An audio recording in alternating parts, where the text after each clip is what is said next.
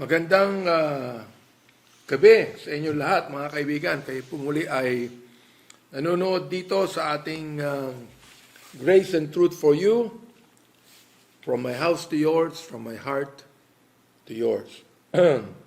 Papasalamat po ako kay Pastor Joey Sauco na siya po ay nagpadala ng pagkain para ako po ay merong hapunan ngayong gabi. Salamat po. Salamat, Pastor Sauco. Salamat po sa mga members ng Pasay Bible Baptist Church. Okay. Ngayon po, ano ba ang mga bagay-bagay na kinakailangan pag-usapan natin ngayon? Tutuloy ko lang po yung pinag-uusapan natin tungkol po doon sa SOGIE Bill, no? At yung isa pong bill pa na ako po nag-sponsor, yung Anti-Discrimination Bill. Babasahin ko po itong sinabi ng isang certain attorney Lyndon Kanya. Hindi ko po kilala ito. Baka kilala nyo. Pinapadala po itong kanya message at sinabi niya rito, "Please do not post this publicly.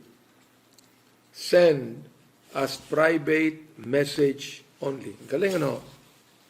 Pero, alam ko marami na pong nakatanggap nito sapagkat sinasabi po sa akin at pino-forward sa akin itong post na ito. Ano? Ito po ang sabi niya, "Brethren, I am very saddened to report to you that in the TWG hearing today, November 19, through Zoom in the House Committee on Human Rights, on the Comprehensive Anti-Discrimination Bill, this is what happened. Chairman Kong Suntay already ruled to exclude SOGIE from the Comprehensive Anti-Discrimination Bill at the beginning. But Congressman Geraldine Roman complained. Then, shock of all shocks, it was the two Abantes, Congressman Abante and Bishop Abante, who supported the idea that SOGIE should be included in the Comprehensive Anti-Discrimination Bill, citing pa 1 Corinthians 12:22-26, cited by Pastor Abante or Bishop Abante. They did say they do not agree to LGBT lifestyle but agree that SOGIE should be recognized as rights. I froze in my chair when I heard the Bible quoted to support SOGIE in the bill. Only Sibak opposed it. And among the resource persons, ako lang nag-oppose ng SOGIE inclusion and pointed out ng legal troubles that inclusion of SOGIE will create. But outnumbered and outgunned, there were no other Christian groups there. The committee now has restored SOGIE in the draft. I made a second attempt to discourage it, but Roman cited the Abantes to say that the issue is already settled. A very sad day indeed." Wow. Please pray that the Lord will show a solution to this thickening darkness. Christian bishops pa ang nagtulong sa SOGIE. There are not enough Christian soldiers in the fight in Congress, in the hearings. Please pray for a little more vigilance in the army of God, and that the Lord himself will arise and move and will not allow the enemy to triumph. Please pray for the Lord to show a solution within Congress pa to stem the tide of evil in the land. Maybe for the other Christians to show up in the next hearing kung meron pa. Yesterday, Speaker Velasco only committed to hear all sides, but did not commit to stop SOGIE. So it is with a very heavy heart I make this report to you. Lord, have mercy on this land. Well, ano po ang sagot ko dito? Alam niyo, hindi ko po sinasagot ito. I do not need to answer this anymore.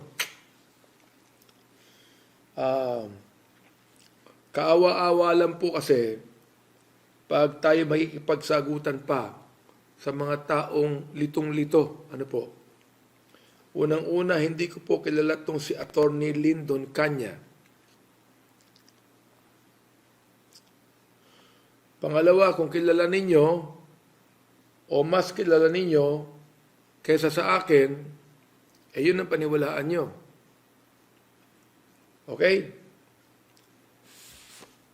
Pangatlo, hindi ko alam kung nasaan si Atty. Lyndon Kanya noong 2004 hanggang 2010. Nung nilalabanan ko ang Gay Rights Bill, wala pang SOGIE nung araw. Hindi pa uso nung araw ang SOGIE sapagkat wala pang LGBTIQ nung araw. Ang pinag-uusapan lang, gay rights nung araw. Nasaan po itong Atty. Lyndon Kanya? Nung nilalabanan ko po ang Gay Rights Bill na parang SOGIE Bill, nung ako po ay Congressman ba 2004, 2010, na ako lang po ang tumayo laban dito sa Gay Rights Bill na ito. Kahit po yung mga nagsasabing sila yung mga Kristiyanong mga congressman, ay hindi po tumayo na kasama ko. Ako lang po. At ako ay nagpapasalamat dahil sa ako po ang chairman ng Committee on Human Rights. Tuon pa lang po sa committee ay pinatay ko na ang Gay Rights Bill.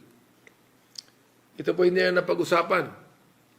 Kahit po sa 2007, pangalawang termino ko, ay hindi rin po nagtagumpay sa plenaryo ang SOGIE Bill.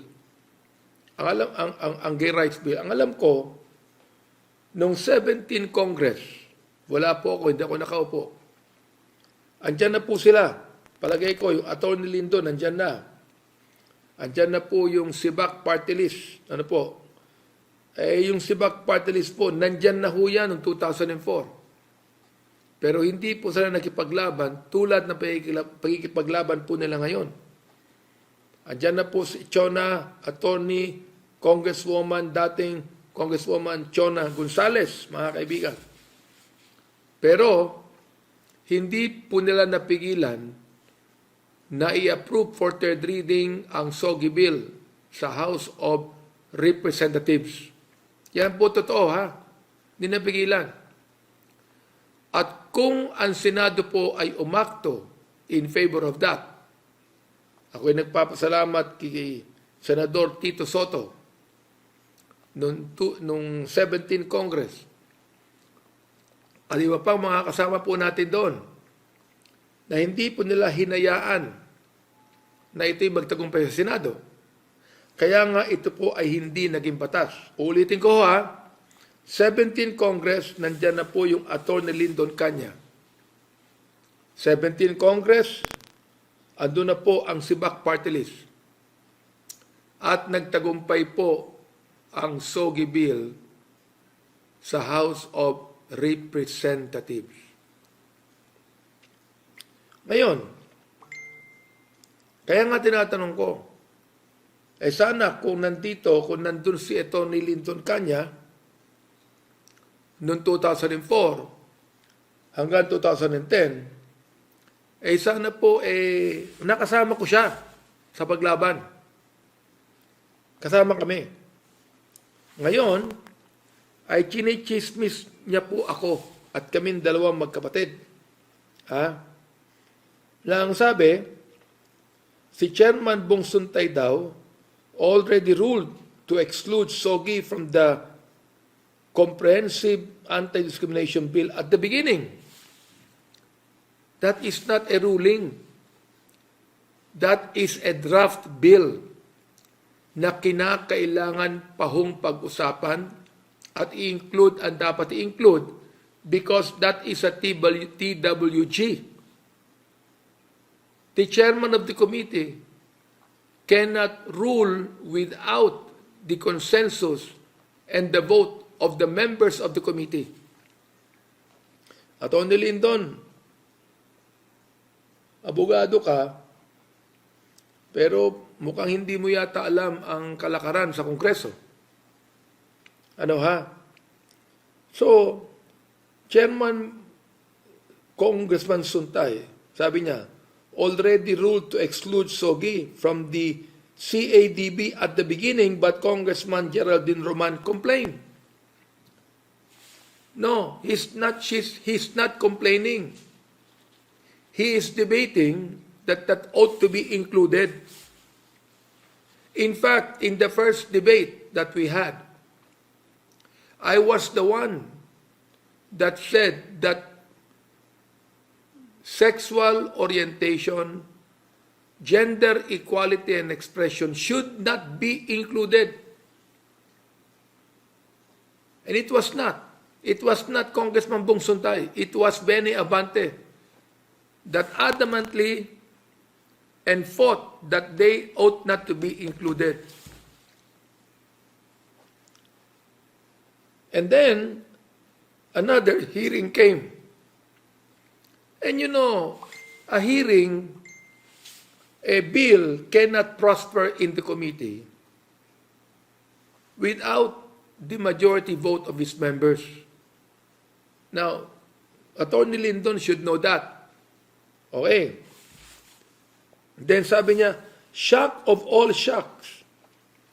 It was the two Abantes, Congressman Abante and Bishop Abante, who supported the idea that SOGIE should be included in the Comprehensive Anti-Discrimination Bill. Na-shock po siya.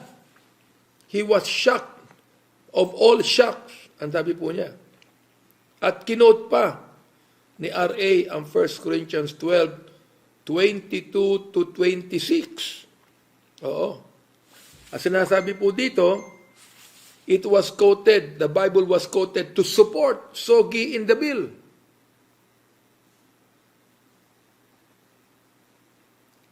I hope that Attorney Lyndon understands or understood what went on to the hearing and that he will be very accurate in what he's trying to say.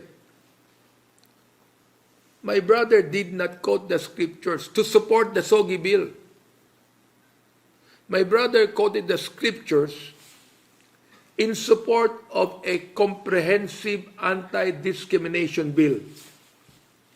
Whoever it might be and whatever it might be. Only SIBAC opposed it.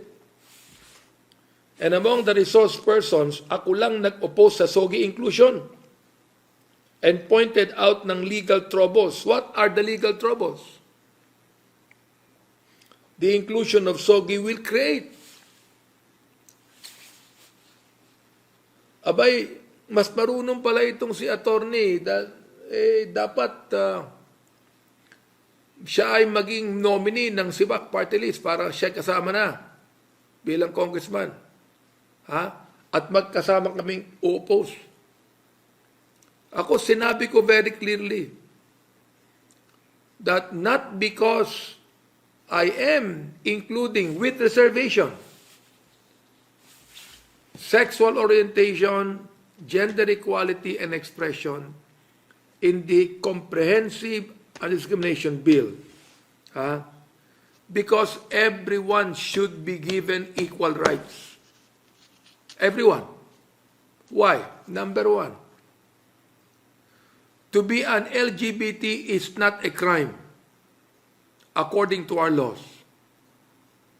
It is sin and abomination to God according to the Bible. But when it comes to Philippine laws, LGBTIQ is not a criminal offense. Ibig sabihin, hindi po criminal maging gay. Hindi criminal maging bakla. Okay, ito. Criminal po. Criminal ang bigamy. Criminal ang polygamy. It's a crime. It's a crime. Ang pedophilia is a crime against children. Crime po yan. Hindi po pwedeng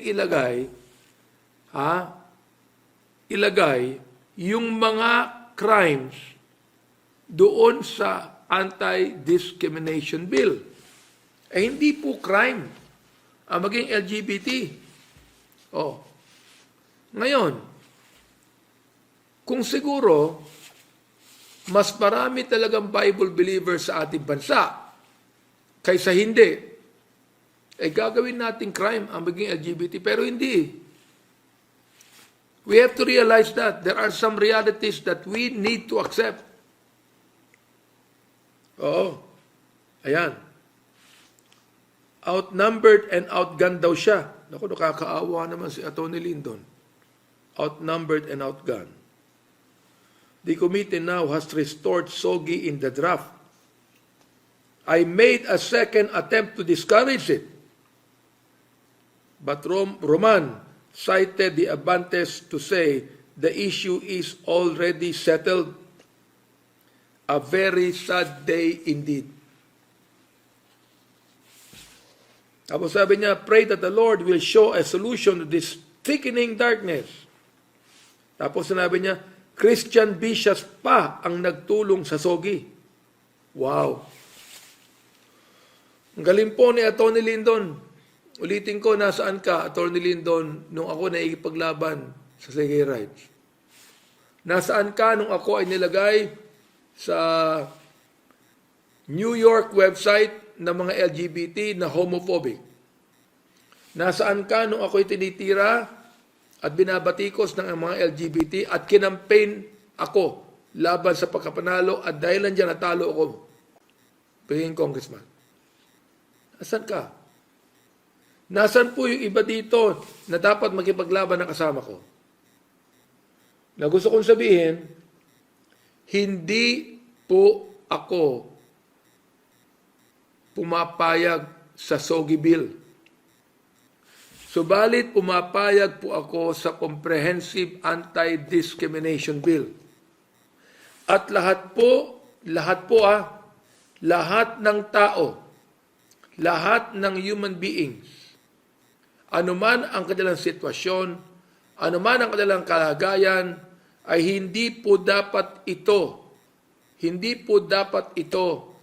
maging issue ng discrimination. Palagay ko si Atty. Lyndon maniniwala dyan eh. Di ba? Tulad halimbawa ginawa ng born again daw Christian sa isang baklang dumaan doon sa kanilang street at binabato po niya. Binabato niya. At sinisigawan niya na bakla at narinig ko, minumura pa niya. Hindi po ako sumasang-ayon dyan. Kung yan member ng eklesia ko, I will discipline her. Because that is not right for a Christian to do. Ito nakalagay sa Bible, Ye have heard that it had been said, thou shalt love thy neighbor and hate thine enemy, but I say to you, love your enemies. Now, kaaway ba natin ang mga LGBT? Hindi po. Ano ang sabi natin palagi? The Lord hates sin, but He loves the sinner. Lahat maniniwala dyan. Mahal ng Panginoon ang makasalanan, pero hindi niya mahal ang kasalanan. Ganon din po dito eh. Hindi po mga kaaway LGBTI. Hindi po. Although hindi natin ina-accept ang kanilang lifestyle. Sapagkat sa atin po sa Bible, kasalanan po yan. Ano ang pinipigilan ko? Ang pinipigilan ko po ay hindi ma-deliberate sa plenary ang SOGIE bill. Kaya po nilagay ko po na yan sa Comprehensive Anti-Discrimination Bill upang itong SOGIE bill na ito, naniniwala akong class legislation, hindi pwedeng bigyan ng special right ang isang group of people. Hindi pwede. Class legislation po yan.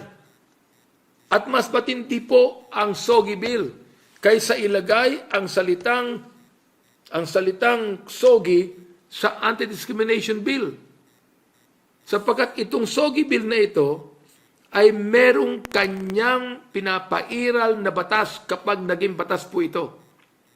Pero pag ito'y nakalagay lamang as part of the Comprehensive Anti-Discrimination Bill, kinakailangan sumunod po sila doon sa batas na yan kung magiging batas.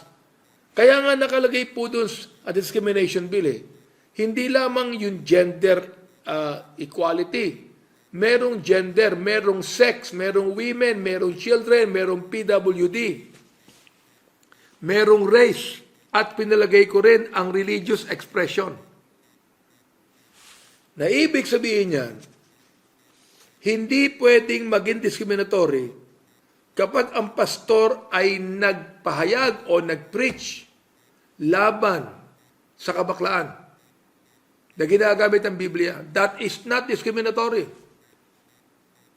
Katulad po yan, mga kaibigan, ng mga militanteng grupo nagkararally against the president. Gumagawa pa sila ng tinatawag na puppet, at nilalagay pa ng kung ano, laban sa Pangulo.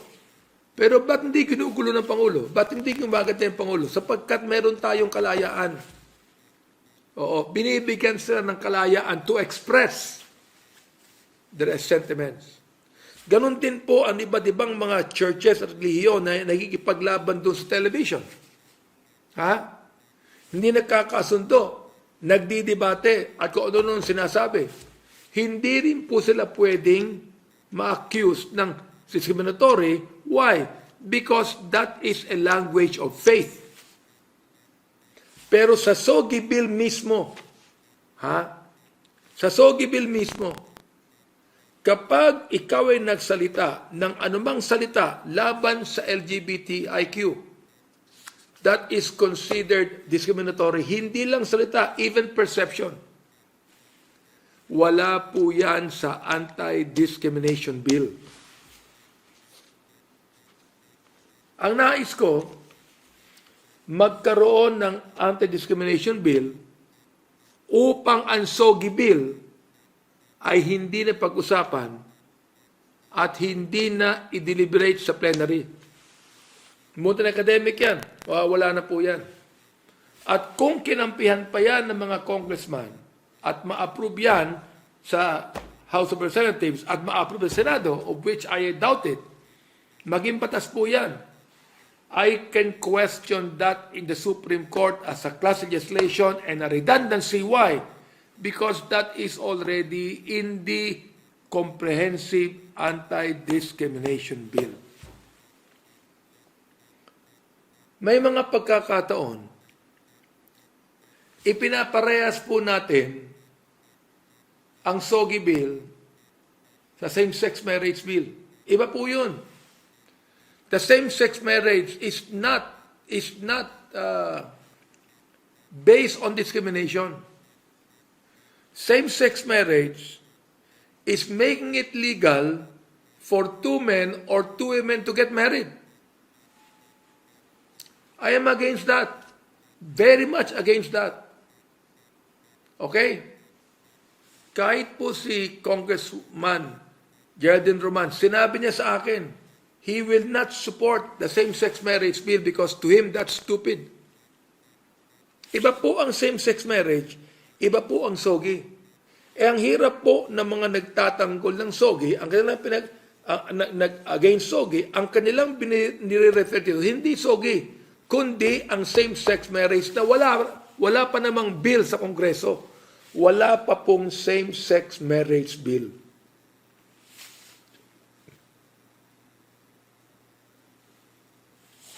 Yan po ang problema. Pag hindi natin naiintindihan, ako, sinabi ko po ito kay Sibak Party List Congressman Doming Rivera, na ang sabi po ng Biblia, be wise as serpents and harmless as doves. Kaino sinabi yan? Sa mga apostles.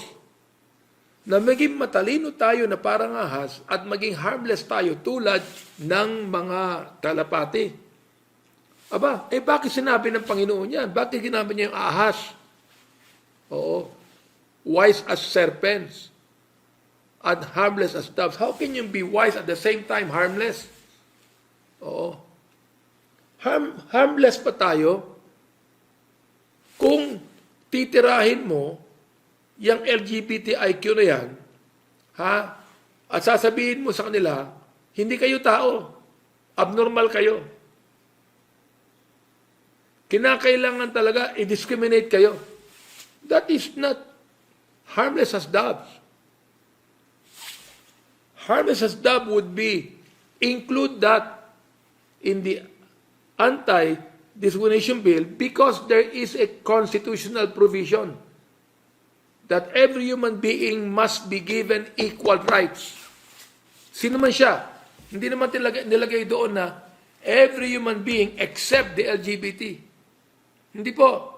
Nakalagay, every human being, anuman ang kanyang sitwasyon, anuman ang kanyang kondisyon, anuman ang kanyang lifestyle, dapat hindi po natin i-discriminate or discriminatory.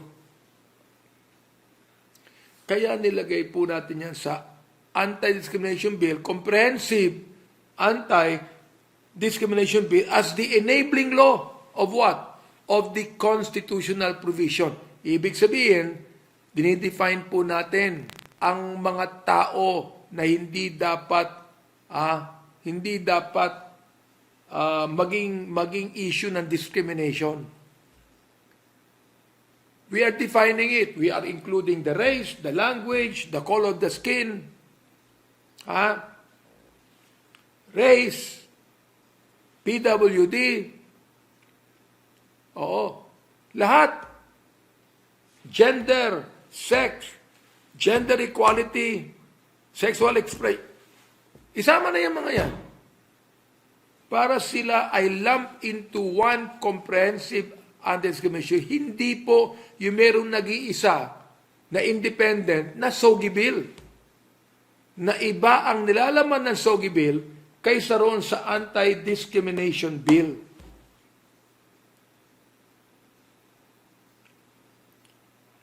I hope na itong mga to will open their eyes na ito ang nais natin mangyari. Ang sabi nga ng Bible, bless them that curse you. Ay baka mangyari yan, yung pang mga LGBT ang magbe-bless doon sa mga evangelical, charismatic that curse them. Samantalang tayo dapat ang nibibigyan ng pagpapala doon sa nagmumura sa atin. Do good to them that hate you. Baka mamaya, yung mga LGBT ang magiging mabuti doon sa mga katulad natin that hate them. We do not hate them. We do not believe in their lifestyle. We believe that to be sin and abomination to God. But hey, listen, as human beings, we are not supposed to hate them. And pray for them who despitefully use you and persecute you. Can you imagine that statement? That is what the Lord said. I mean, kung wala yung anti-discrimination bill na yan, yung SOGIE bill na yan, lalabanan ko yan, to the hilt. At lalabanan ko pa rin ngayon yan. Because that should not be. Sapagkat, kung papayagan natin ang SOGIE bill, sapagkat, alam mo, totoo lang, ilan ba ang congressman na ayaw ng SOGIE bill? Wala pang 10. There are 300 congressmen, only about 10 will vote against it. The majority will vote for it. Kaya ako po'y nag-sponsor na ng anti-discrimination bill upang hindi na mapag-usapan sa plenaryo ang SOGIE bill. Yung anti-discrimination bill na lamang ang pag-usapan.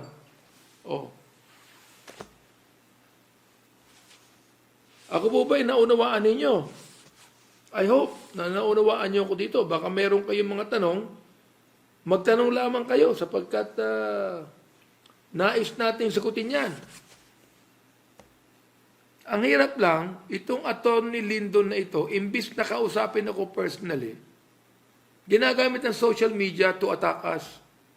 Pangit, mali. Tapos sabihin mo, do not make it public. My goodness, how can you not make it public? Kapag nilagay mo yan, at binigay mo sa mga individual yan, it will become public.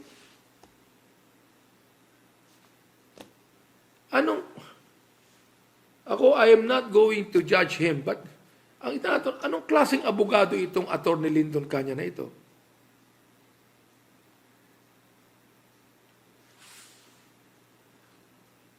Ako gusto ko po siya maintindihan. At iniintindi ko, mga kaibigan. Pero alam nyo, pag napakalayo naman ng debated explanation, nagiging tanga ka eh. Di ba?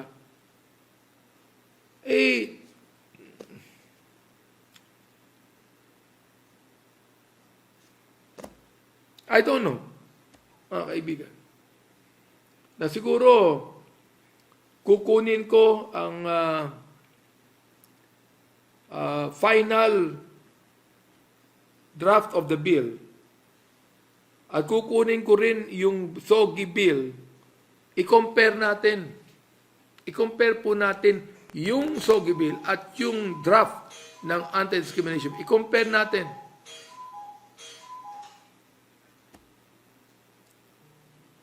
Pinag-uusapan daw ang property rights. Hindi mo pinag-uusapan ang property rights doon. Pinag-uusapan daw ang civil, hindi pinag-uusapan ang civil union doon.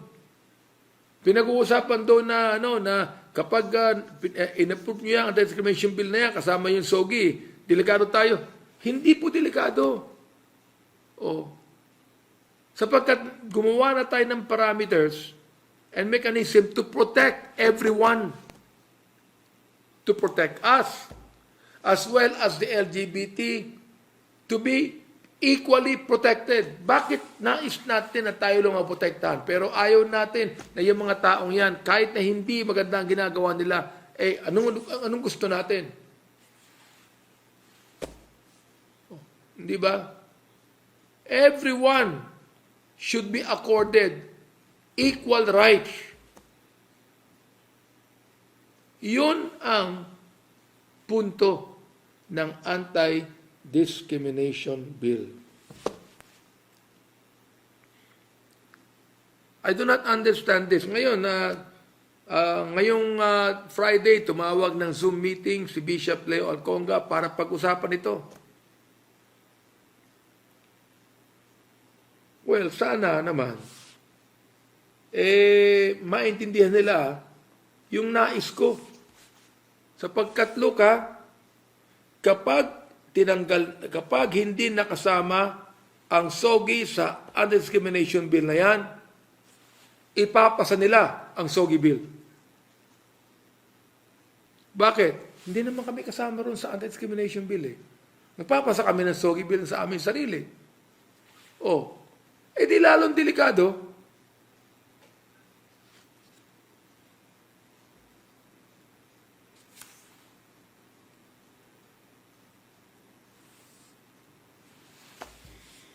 Sabi ni Dale Aguilar, question po if Adam and Eve were immortal before their fall, since death is result of sin. What was the purpose of tree of life in the Eden? Well, the thing is this, we've got to qualify what immortality is, no? Sapagkat ang ating inaano diyan, the couple, when they were created, they were free moral agents. Okay? Now, being free moral agents, they were not righteous, but they were perfect.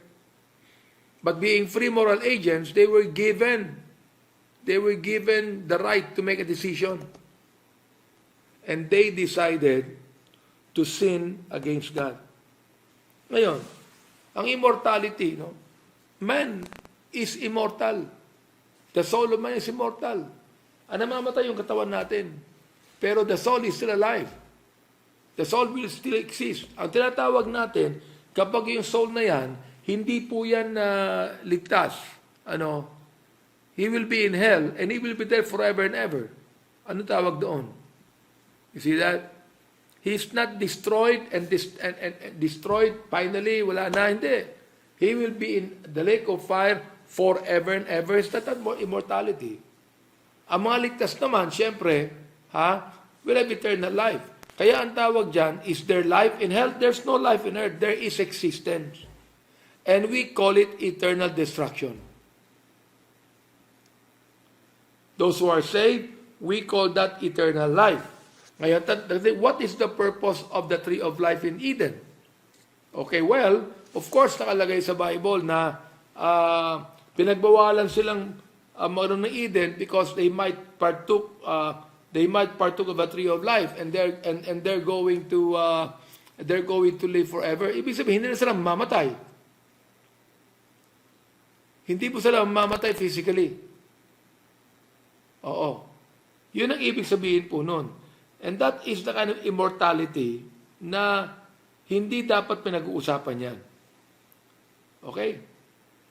So, yung mga kaibigan, mga 10:40 na, kaya magpapaalam na rin po ako. Sana po nagustuhan niyo yung pinag-usapan natin.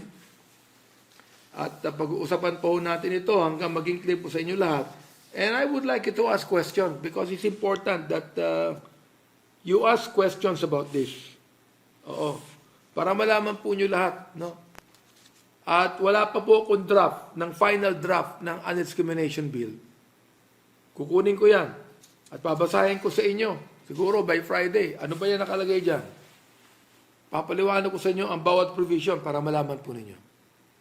Anyway, kaya muli, magandang gabi po sa inyo lahat. Thank you for watching. Thank you for joining us dito po sa ating program na Grace and Truth for You. From my house to yours, from my heart to yours, mga kaibigan, mga minamahal, and to all of you, may the Lord bless you. Magandang gabi sa inyo lahat.